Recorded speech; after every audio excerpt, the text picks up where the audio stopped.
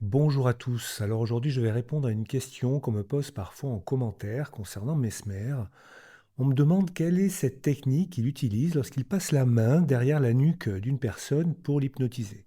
Est-ce qu'il y aurait là quelque chose de particulier, un point à activer, une technique secrète? Alors c'est ce qu'on va voir ensemble dans cette vidéo et pour ça, on va faire un petit peu d'histoire.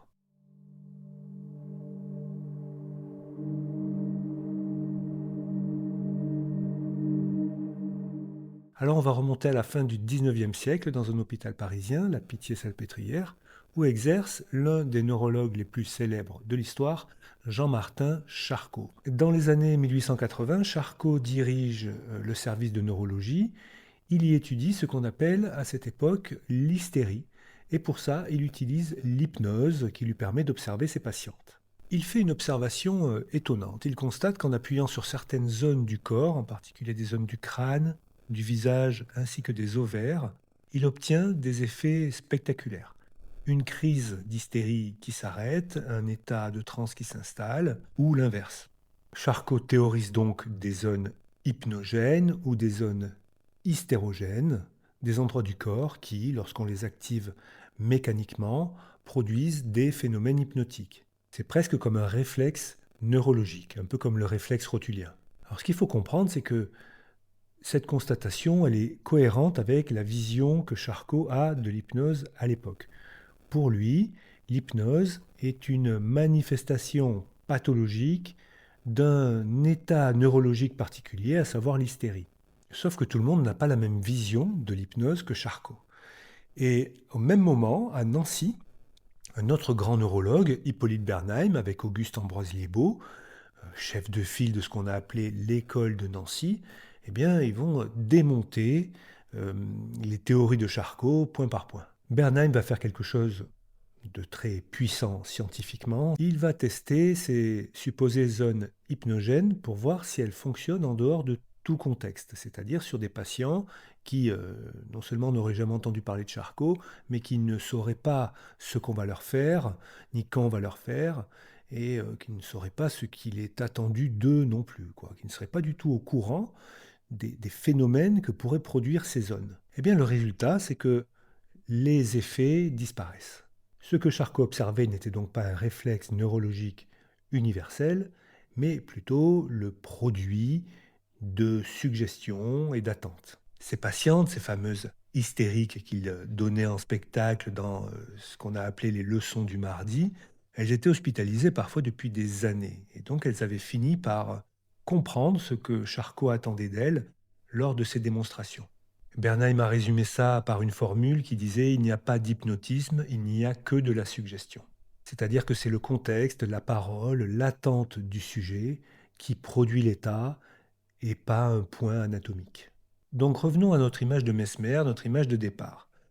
La main sur la nuque, une main sur le front, la tête qui bascule en arrière. Alors si c'est pas un point magique, qu'est-ce que c'est? Eh bien en réalité, c'est la combinaison de plusieurs phénomènes qu'on connaît bien en hypnose, qu'on regroupe sous le terme d'induction instantanée. Premier mécanisme, c'est ce qu'on va appeler la déstabilisation posturale, c'est-à-dire le déséquilibre.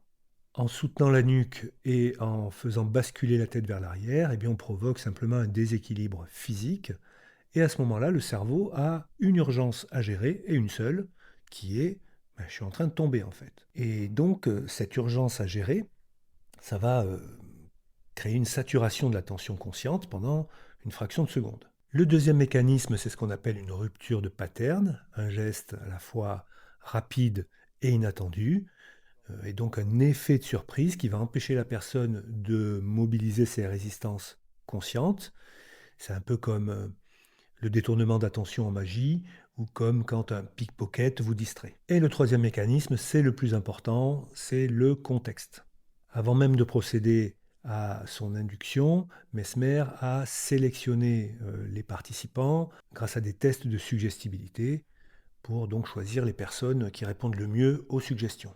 Et donc si on ajoute à ça l'autorité perçue de l'hypnotiseur, les attentes du sujet, l'ambiance générale du show, du contexte, eh bien on a tout un travail psychologique qui prépare le terrain bien mieux qu'une main posée à un endroit particulier.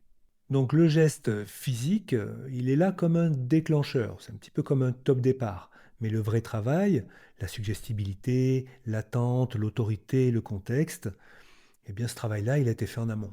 Aucune étude scientifique sérieuse n'a démontré qu'un point qui serait utilisé comme ça seul, en dehors de tout contexte, de toute suggestion, de tout consentement de la personne à jouer le jeu, produirait un état hypnotique.